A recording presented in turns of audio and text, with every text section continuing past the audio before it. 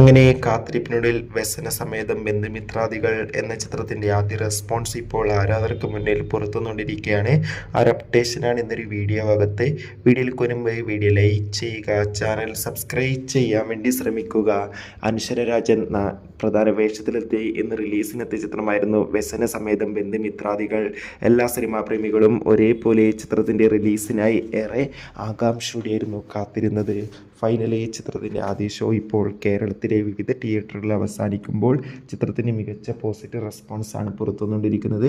ചിത്രം മികച്ചൊരു comedy entertainment ആണെന്നും ചിത്രത്തിൽ എല്ലാവരുടെയും മികച്ച അഭിനയത്തിനെ കാണാൻ വേണ്ടി സാധിക്കുന്നുണ്ടെന്നാണ് റിപ്പോർട്ടുകൾ സൂചിപ്പിക്കുന്നത്.